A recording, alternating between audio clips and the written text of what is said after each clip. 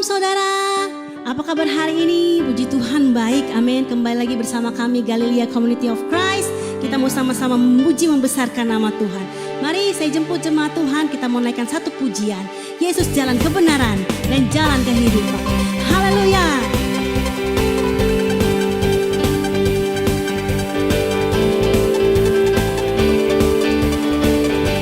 Mari sama-sama kita katakan, Yesus jalan kebenaran dan jalan kehidupan, itu yang Yesus katakan.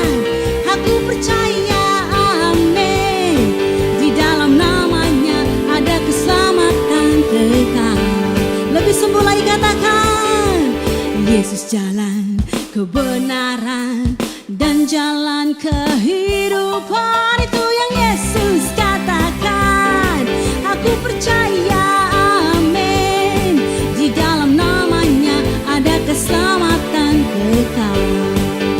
Sama-sama katakan, glory haleluya, glory haleluya, oh glory haleluya, glory haleluya.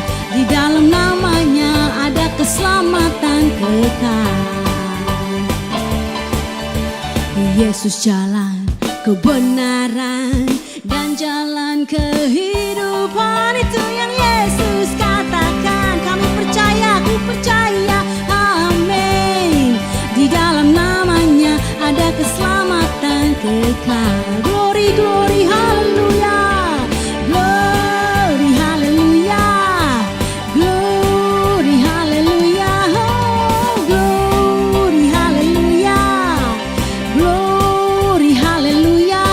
Di dalam namanya ada keselamatan kekal. Glory haleluya, glory haleluya, glory haleluya, glory haleluya, glory haleluya. Di dalam namanya ada keselamatan kekal. Di dalam namanya, di dalam namanya ada keselamatan kekal.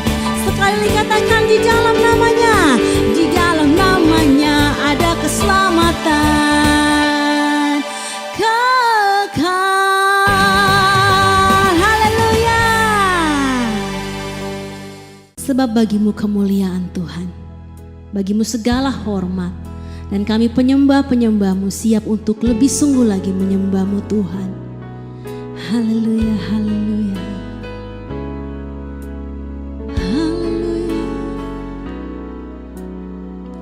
Mari jemaat Tuhan kita naikkan pujian ini.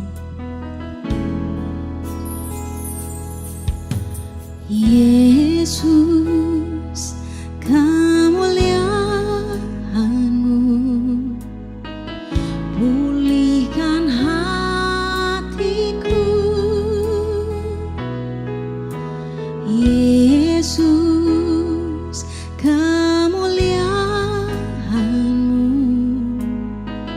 berkati hidupku. Yesus, kemuliaan-Mu pulihkan hatiku. Yesus, kemuliaan-Mu berkati kami Tuhan, berkati hidupku. Segala pujian syukur bagimu, Kau hadir dalam hidupku.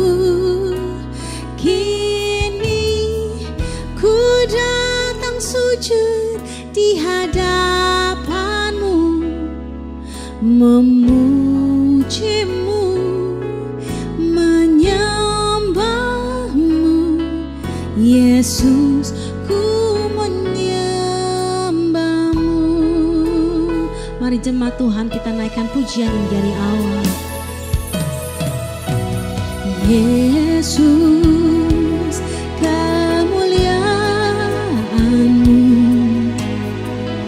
pulihkan hatiku. Yesus, kemuliaan-Mu berkati hidupku, segala kemuliaan, segala pujian, syukur bagimu. Kau hadir dalam hidupku. Kini ku datang sujud di hadapan-Mu, memuji-Mu, menyembah-Mu. Yesus, ku menyembah-Mu. Segala pujian, syukur bagimu. Kau hadir dalam hidupku. Kini ku datang sujud di hadapan-Mu, memuji-Mu, menyembah-Mu. Yesus, ku menyembah-Mu, memuji-Mu Tuhan, memuji-Mu, menyembah-Mu.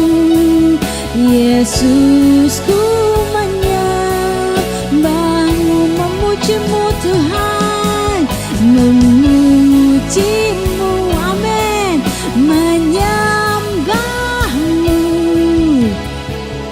Yesus, ku menyembah-Mu.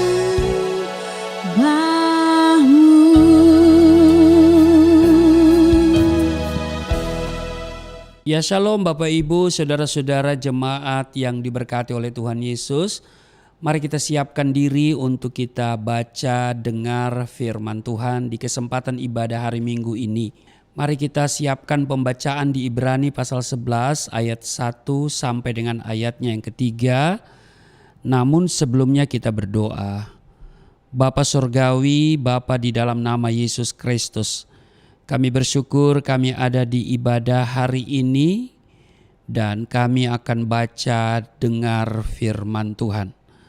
Mengurapi kami, membuka hati pikiran kami, supaya apa yang kami baca dari firman-Mu, yang kami dengar tidak untuk kami lupakan. Tapi dari pendengaran akan firman-Mu akan timbul iman. Sehingga iman kami semakin diteguhkan. Apapun kondisi yang kami hadapi hari-hari ini, kami akan lawan dengan iman kami. Sebab dengan iman kami beroleh kemenangan. Urapi kami semua dan juga urapi hamba-Mu yang tidak ada apa-apanya. Setiap kata kalimat yang keluar dari mulut hamba-Mu adalah kata kalimat penuh kuasa, penuh urapan. Sehingga mereka yang mendengar diberkati, berakar, bertumbuh, berbuah di dalam Engkau. Di dalam nama Yesus Kristus kami siap untuk diberkati melalui kebenaran firman-Mu. Setiap kita yang siap diberkati berkata amin. Bapak Ibu, Ibrani pasal 11 ayat 1 sampai dengan ayatnya yang ketiga. Iman adalah dasar dari segala sesuatu yang kita harapkan dan bukti dari segala sesuatu yang tidak kita lihat. Sebab oleh imanlah telah diberikan kesaksian kepada nenek moyang kita. Karena iman kita mengerti bahwa alam semesta telah dijadikan oleh firman Allah. Sehingga apa yang kita lihat telah terjadi dari apa yang tidak dapat kita lihat. Bapak Ibu, saya akan berbicara tentang iman yang benar. Kata iman sepertinya gampang diucapkan dan enak untuk didengar. Namun kita sering tidak menyadari bahwa iman itu merupakan dasar atau fondasi dalam seluruh aktivitas kehidupan orang Kristen. Dengan kata lain, kehidupan orang percaya itu bergantung imannya. dalam Ibrani pasal 10 ayat 38 yang juga senada dengan Roma pasal 1 ayat 17 dikatakan orang benar akan hidup oleh iman. Di 2 Korintus 5 ayat 7 sebab hidup kami ini adalah hidup karena percaya. Dalam Markus 11 ayat 23 dengan iman kita dapat memindahkan gunung. Kepada perempuan Kanaan Tuhan Yesus berkata, "Hai ibu, besar imanmu, maka jadilah kepadamu seperti yang kau kehendaki." Dan Alkitab mencatat seketika itu juga anaknya sembuh. Itu di Matius 15 ayat 28.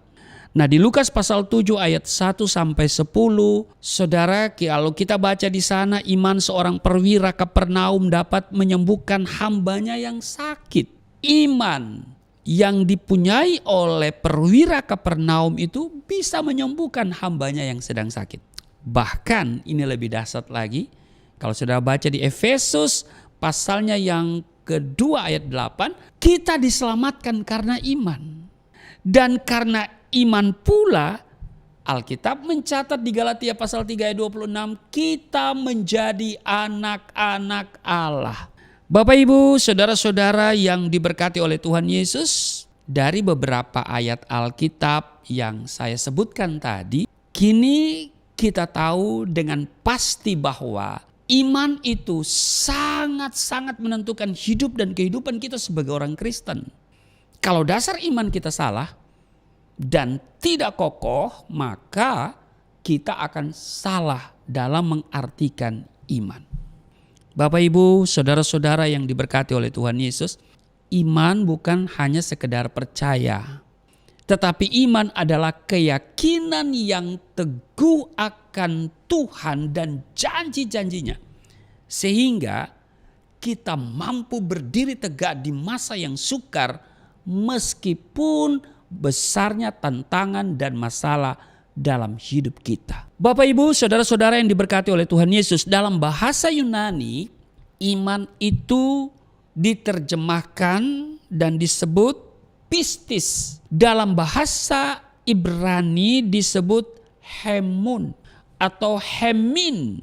Dari kata ini kita mengenal istilah amin. Karena itu Bapak Ibu dengar baik. Kalau saudara berkata amin, itu berarti saudara beriman apa yang saudara doakan pasti akan terjadi. Pasti. Ya, sekali lagi pasti akan terjadi. Kalau saudara berkata amin. Nah, kalau saudara masih ragu dan tidak yakin bahwa apa yang saudara doakan akan terjadi, saudara jangan berkata amin. Iya kan? Nah, Alkitab memberikan ketegasan soal ini. Jadi iman itu sangat menentukan sebaik apa hidup kita. Saya pelajari di Alkitab, saya menemukan Alkitab membedakan dua model figur iman. Saudara mau tahu? Yang pertama adalah figur iman Thomas. Iman Thomas, saya menyebut ini adalah iman yang lahiriah, iman yang manusiawi. Iman Thomas ini semata-mata didasarkan atas bukti-bukti atau tanda-tanda alamiah. Ia percaya hanya pada apa yang dapat dilihat dan bukan pada apa yang Allah katakan. Nah itu kalau kita baca misalnya di dalam Yohanes pasalnya yang ke-20, ya di sana tertulis jelas ayat 24 ya sampai dengan 29. Tetapi Thomas, seorang dari ke-12 murid itu yang disebut Didimus, tidak ada bersama-sama mereka ketika Yesus datang ke situ. Maka kata murid-murid yang lain itu kepadanya, kami telah melihat Tuhan. Tetapi Thomas berkata kepada mereka, sebelum aku melihat bekas paku pada tangannya dan sebelum aku mencucukkan jariku ke dalam bekas paku itu dan mencucukkan tanganku ke dalam lambungnya, sekali-kali aku tidak akan percaya. 8 hari kemudian murid-murid Yesus berada kembali dalam rumah itu dan Thomas bersama-sama dengan mereka. Sementara pintu-pintu terkunci, Yesus datang dan ia berdiri di tengah-tengah mereka dan berkata, "Damai sejahtera bagi kamu." Kemudian ia berkata kepada Thomas, "Taruhlah jarimu di sini dan lihatlah tanganku. Ulurkanlah tanganmu dan cucukkan ke dalam lambungku. Dan jangan engkau tidak percaya lagi, melainkan percayalah." Thomas menjawab dia, "Ya Tuhanku dan Allahku." Kata Yesus kepadanya, "Karena engkau telah melihat aku, maka engkau percaya. Berbahagialah mereka yang tidak melihat, namun percaya." Saudara, kalau saya melihat dulu baru percaya, ya kan? Itu dulu. Ya, sebab saya terlahir bukan sebagai seorang Kristen. Jadi ini model figur iman pertama. Yang kedua, iman Abraham, figur Abraham. Nah, saya menyebut iman figur Abraham ini iman yang rohani, iman yang berangkat dari kesungguhan hati, iman yang didasarkan pada firman Allah. Bila Abraham pada pihak lain berjalan hanya dengan mengikuti apa yang dilihat oleh matanya, ia tidak akan pernah menerima janji Allah. Karena itu kalau kita baca di dalam Roma pasalnya yang keempat, pada ayat 17 ya, dikatakan begini, "Seperti ada tertulis, engkau telah kutetapkan menjadi bapa banyak bangsa di hadapan Allah yang kepadanya ia percaya, yaitu Allah yang menghidupkan orang mati dan yang menjadikan dengan firman-Nya apa yang tidak ada menjadi ada. Sebab sekalipun tidak ada dasar untuk berharap, namun Abraham berharap juga dan percaya bahwa ia akan menjadi bapa banyak bangsa menurut yang telah difirmankan. Demikianlah banyaknya nanti keturunanmu." Imannya dikatakan di sini tidak menjadi lemah walaupun ia mengetahui bahwa tubuhnya sudah sangat lemah karena usianya telah kira-kira 100 tahun dan bahwa rahim Sarah telah tertutup. Tetapi terhadap janji Allah, Abraham tidak bimbang karena ketidakpercayaan. Malah ia diperkuat dalam imannya dan ia memuliakan Allah. Ayat 21, dengan penuh keyakinan bahwa Allah berkuasa untuk melaksanakan apa yang telah ia janjikan. Ini figur Abraham. Abraham percaya pada apa yang Allah katakan dan bukan pada apa yang ia lihat dan ia rasakan. Ia tidak mendasarkan imannya pada perasaan dan pada apa yang dapat dilihat oleh matanya.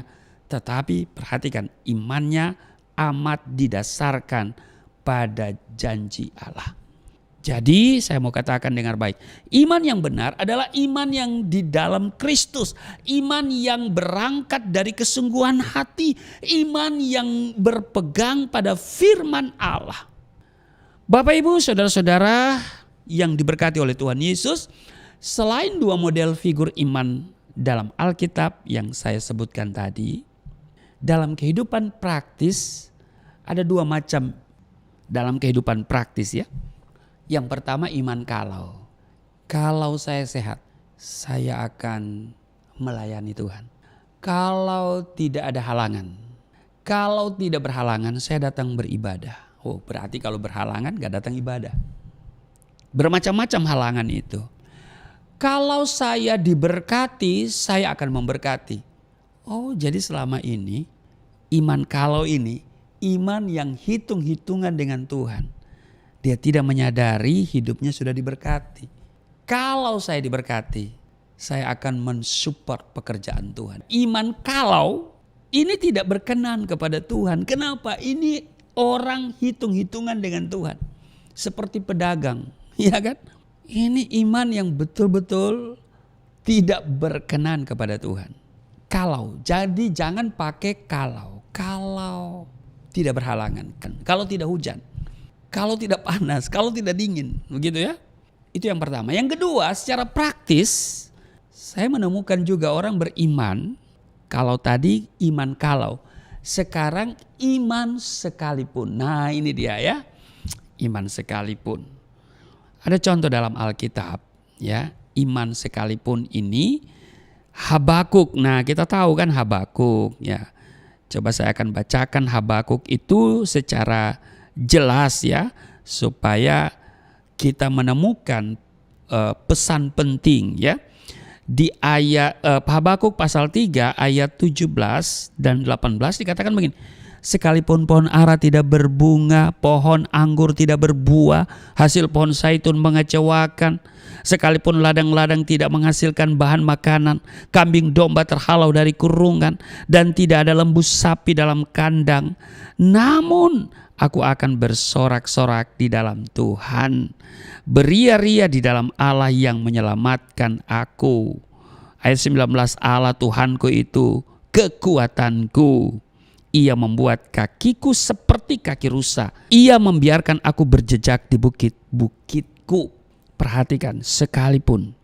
Jadi sekalipun ia menderita, sekalipun dia gagal, ditimpa kesusahan, ia tetap memuji Tuhan. Dia tetap menyembah Tuhan. Sekalipun kondisinya babak belur. Sekalipun keadaannya babak belur. Dia tetap memprioritaskan Tuhan, memuji Tuhan. Nah, ini iman yang sangat berkenan kepada Tuhan. Tidak hitung-hitungan dengan Tuhan. Bapak Ibu, saya mau memberikan pelajaran penting, beberapa hal penting yang kiranya ini membuat kita semakin bergairah dalam beriman dan mengerti tentang iman yang benar. Ini yang saya mau sampaikan sehubungan dengan iman yang benar. Pertama, kalau kita kembali di bacaan tadi, Ibrani pasal 11 ayatnya yang pertama dikatakan begini.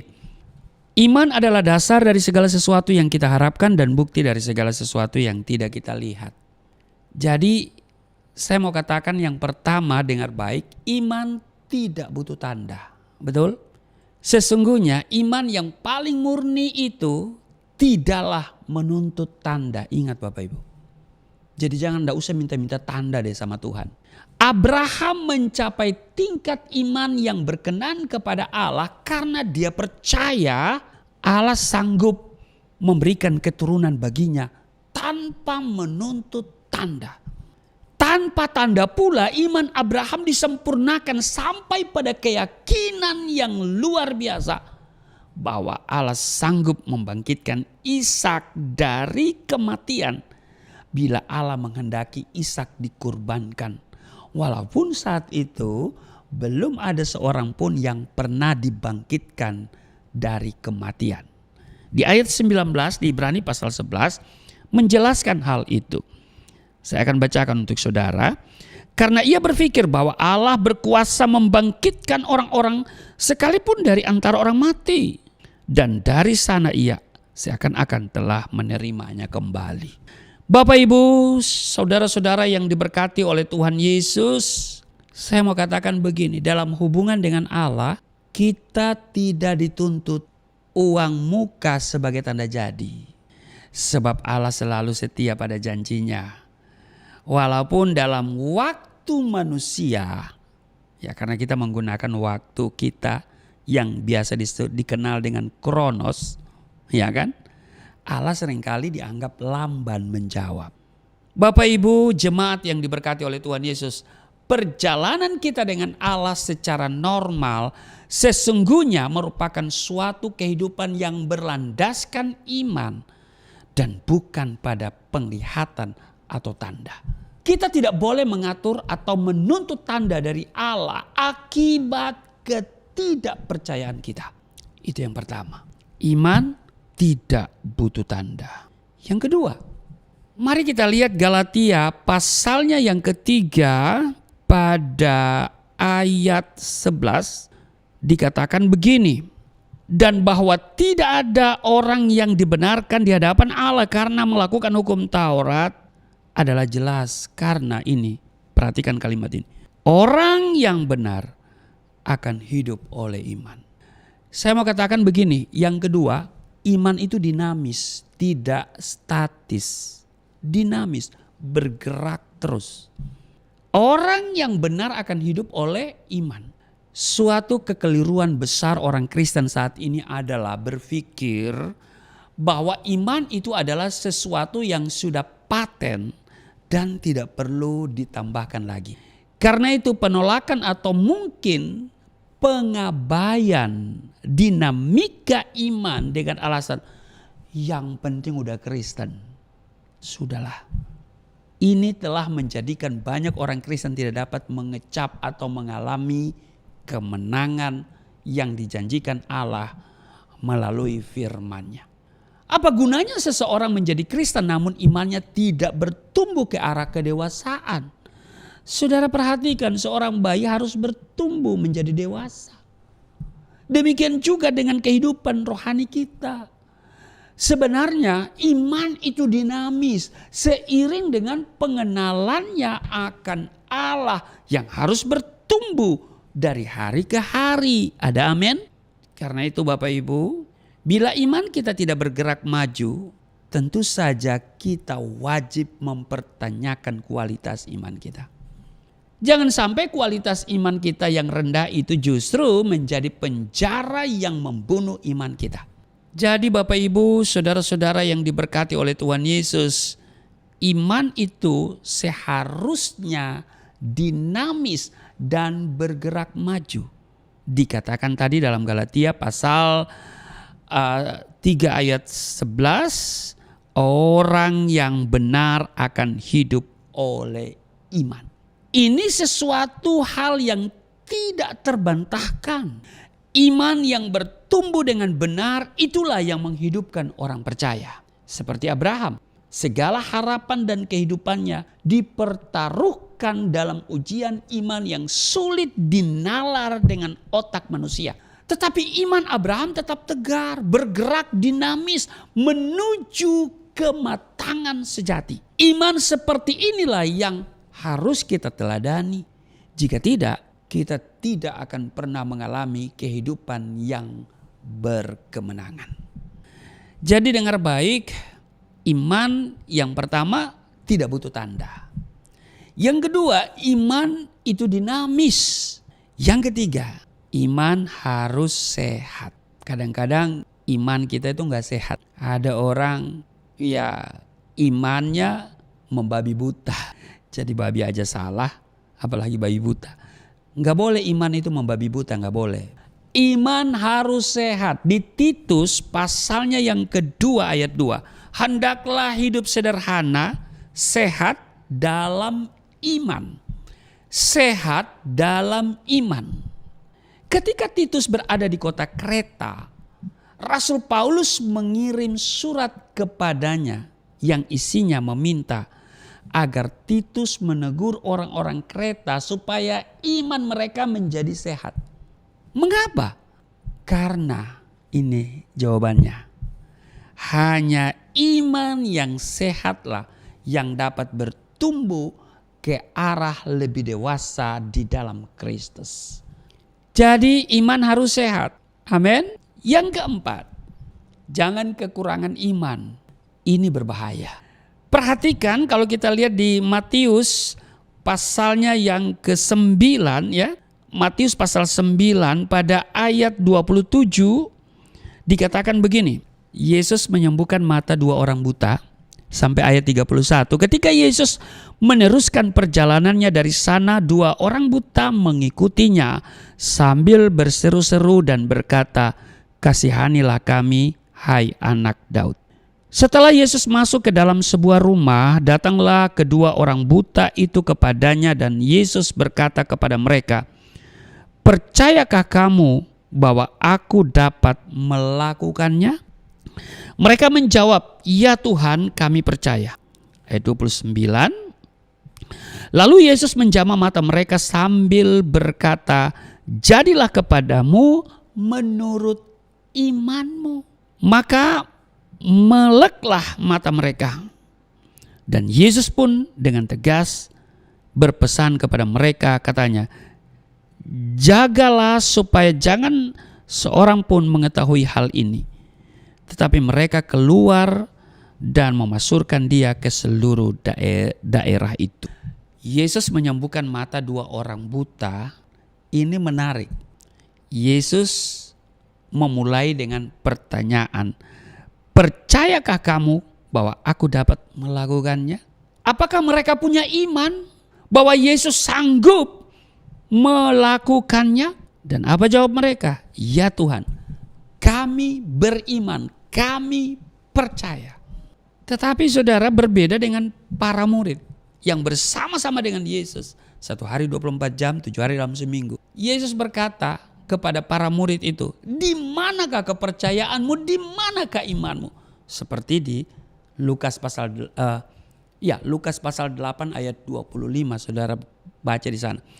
Atau Yesus pernah berkata begini, mengapa kamu takut, kamu yang kurang percaya, kamu yang kurang iman? Matius 8 ayat 26. Dampak dari kekurangan iman ini sangat jelas. Apa itu? Mendukakan hati Allah. Dalam hidup ini begitu seringnya kita mendua hati terhadap Allah. Di satu sisi kita percaya bahwa Allah sanggup melakukan segala perkara, bahwa tidak ada yang mustahil bagi Allah. Namun di sisi yang lain kita meragukan pertolongannya. Akhirnya kita hidup anomali.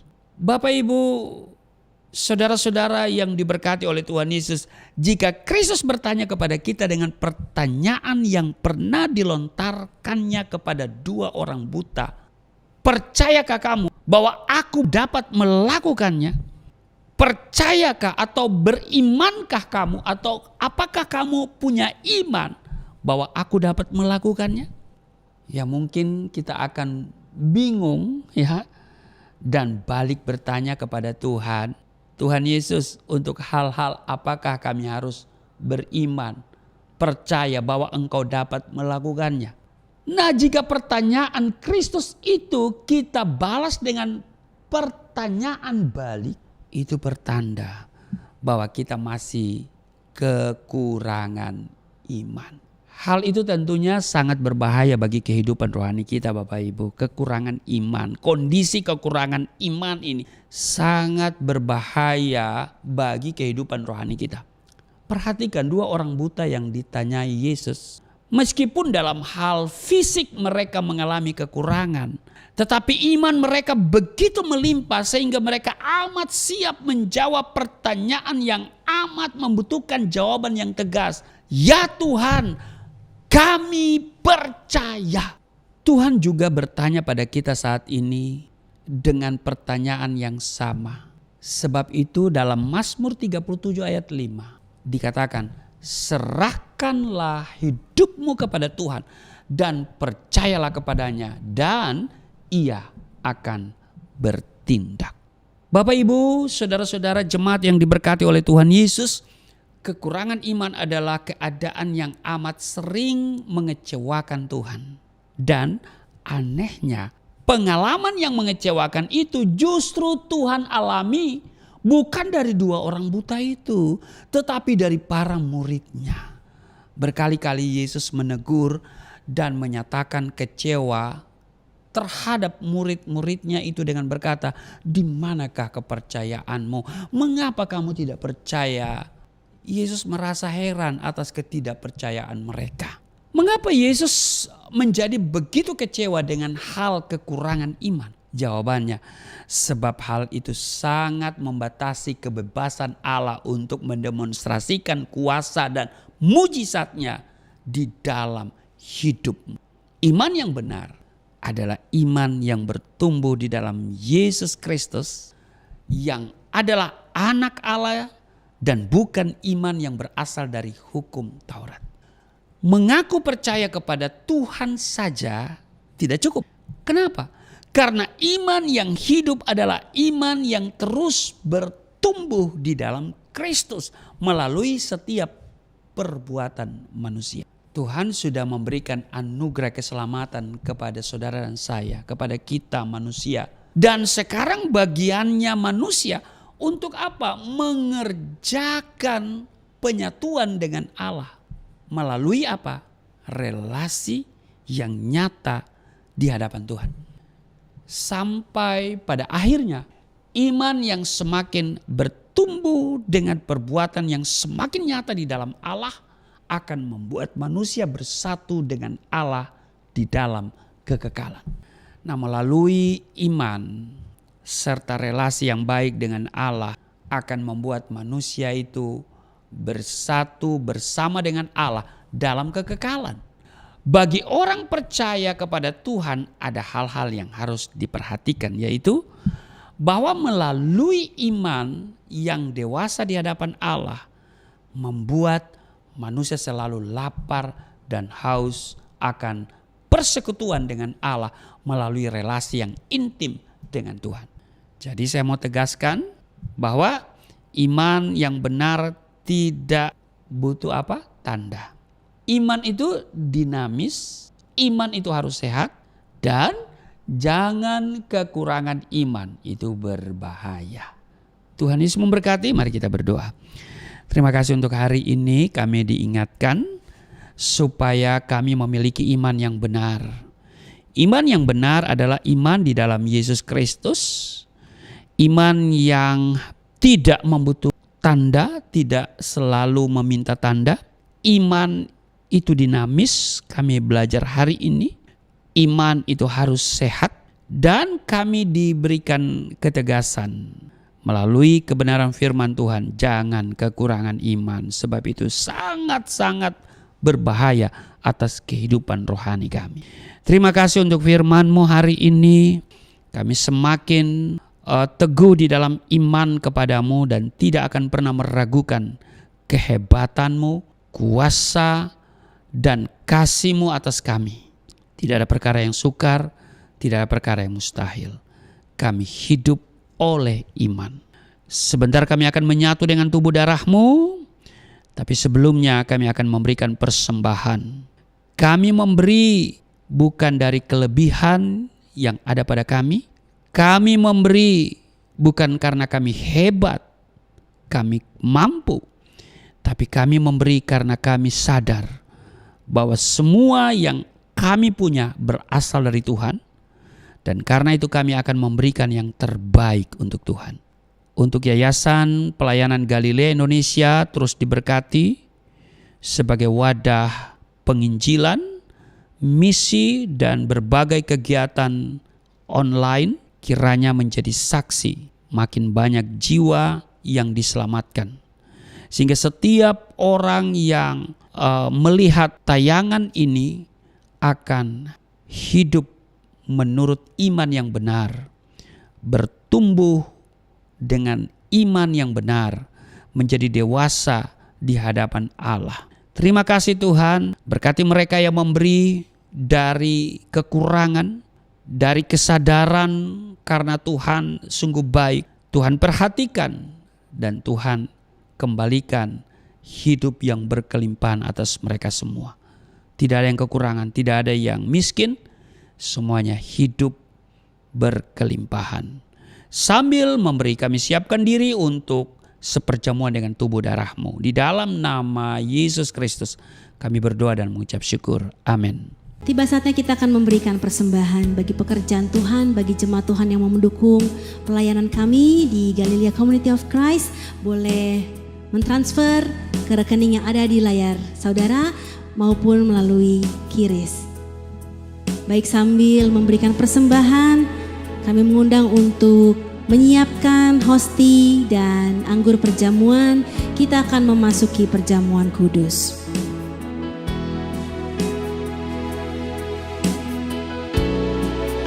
Oleh kuasa darah-Mu, Kau telah tebus dosaku. Kekudusan-Mu melingkupiku. Kasih-Mu mengalir memulihkan hidupku. Sungguh besar anugerah-Mu, Kau selamatkan hidupku. Ku menjadi ciptaan yang baru oleh kuasa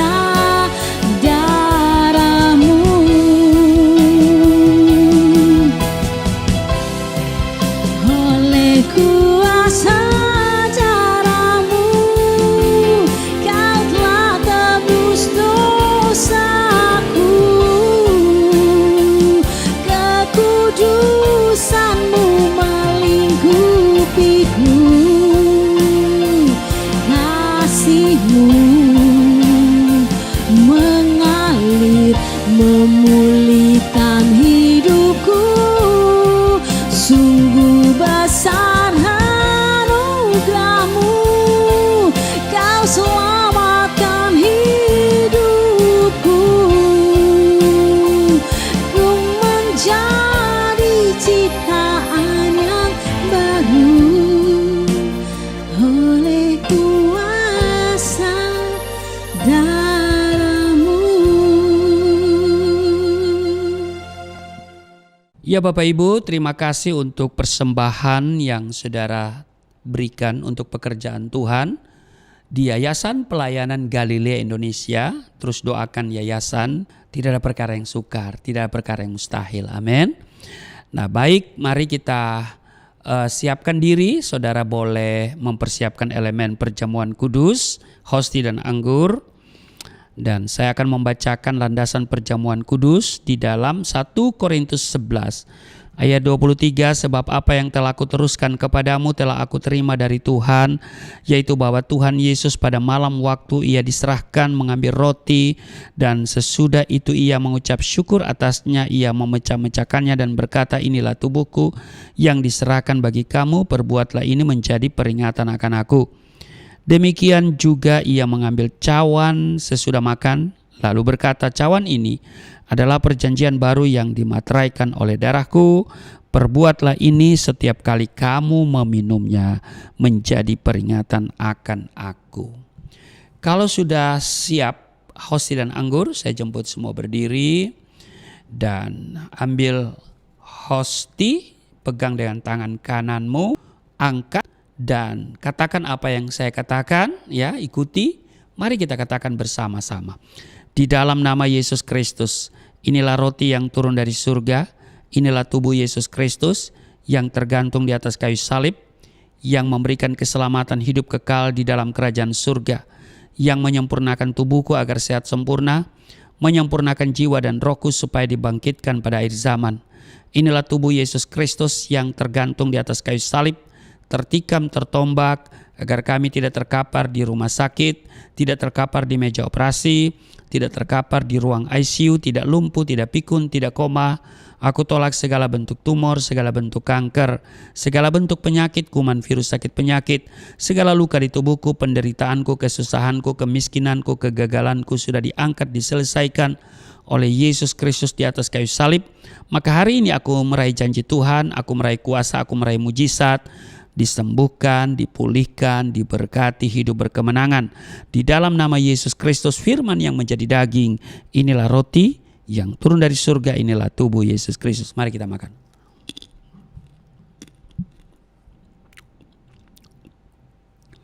Mari kita ambil anggur dibentuk menjadi darah Kristus. Kita angkat dengan tangan kanan kita dan katakan apa yang saya katakan. Mari kita katakan bersama-sama.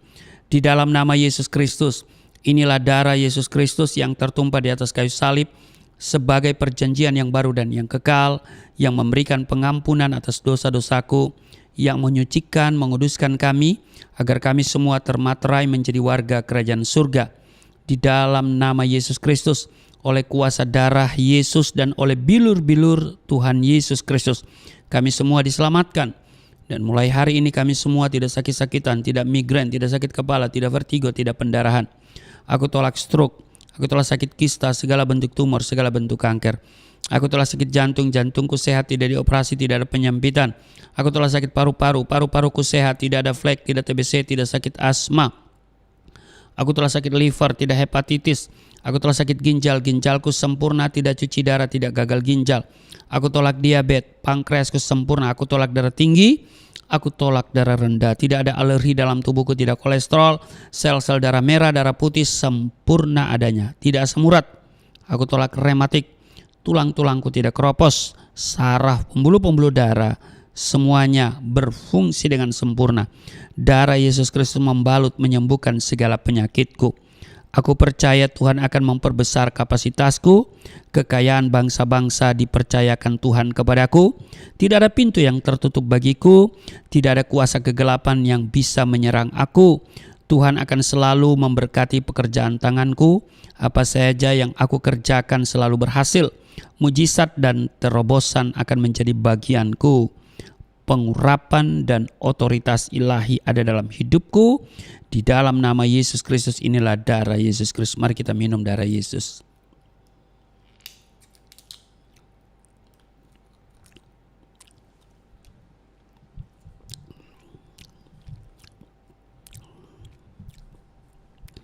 Mari kita bersyukur untuk tubuh darah Kristus yang sudah menyatu dengan tubuh darah kita.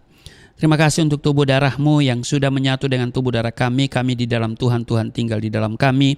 Tuhan bertanggung jawab atas seluruh kehidupan kami. Maka kami yang sakit sudah sembuh. Kami yang letih lesu berbeban berat sudah diberikan kelegaan. Kami melihat kuasa Tuhan bekerja dalam hidup kami.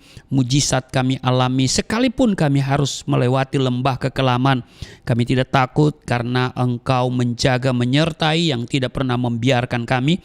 Dan kami akan tiba di padang yang berumput hijau dan di air yang tenang.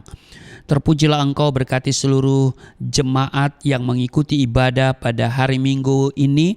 Dan Tuhan berkati semua yang mereka kerjakan yang sesuai dengan kehendak Tuhan. Dan doa-doa mereka dijawab oleh Tuhan. Maka saat ini mereka semua terpelihara, terhindar dari segala yang jahat. Berkati bangsa dan negara di mana kami berada. Tuhan berkati pemerintahannya. Dan juga kami selalu berdoa untuk kota di mana kami tinggal. Kiranya keamanan tetap kondusif dan juga kesejahteraan bagi seluruh bangsa di mana kami berada. Terpujilah Engkau, dan kami akan datang untuk senantiasa bawa setiap persoalan kami kepadamu, karena Engkau adalah alamat yang tepat untuk kami bawa dan menyelesaikan setiap persoalan-persoalan yang datang dalam hidup kami. Terpujilah Engkau, mereka yang sudah memberikan persembahan, Tuhan kembalikan 30, 60 bahkan 100 kali ganda. Tidak ada yang miskin, tidak ada yang kekurangan. Di dalam nama Yesus Kristus mereka hidup berkelimpahan. Dan Yayasan Pelayanan Galilea Indonesia dalam pergumulan untuk biaya operasional, Tuhan yang menyediakan, Tuhan yang menyelesaikan. Di dalam nama Yesus Kristus yang telah mengajar kami berdoa bersama-sama.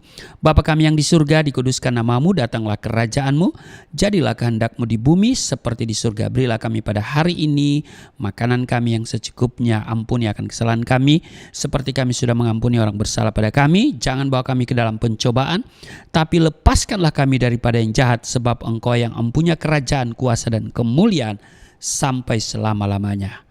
Amin. Tak berdiri dan terimalah berkat Tuhan. Segala berkat yang dari surga mengalir dalam hidupmu. Di dalam nama Tuhan Yesus diberkatilah engkau, diberkati rumah tanggamu, diberkati suami istri, diberkati orang tua anak cucumu, diberkati usaha bisnis toko daganganmu, studi dan pelayananmu. Lumbung-lumbungmu diberkati, buah kandunganmu diberkati. Anak-anakmu, anak-anak yang cerdas, generasi yang unggul, berkesempatan studi di dalam dan di luar negeri, dapat beasiswa. Apa yang kau kerjakan Tuhan buat berhasil, naik dan bukan turun, menjadi kepala dan bukan ekor. Tuhan menjaga keluar masukmu sekarang dan selamanya. Tuhan memperbesar kapasitasmu. Kekayaan bangsa-bangsa dipercayakan kepadamu.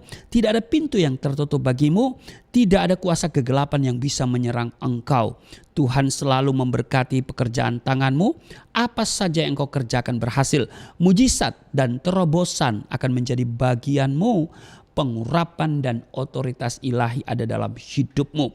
Di dalam nama Yesus aku berseru, turunlah berkat, kasih setia, penyertaan, perlindungan yang sempurna, damai sukacita, kemuliaan, kemenangan dari Bapa Surgawi, dari Yesus Kristus dalam persekutuan dengan Roh Kudus, tercurah mengalir dalam hidupmu mulai saat ini sampai selama-lamanya. Setiap kita yang percaya diberkati berkata, amin. Sungguh besar pengorbananmu bagiku, terlalu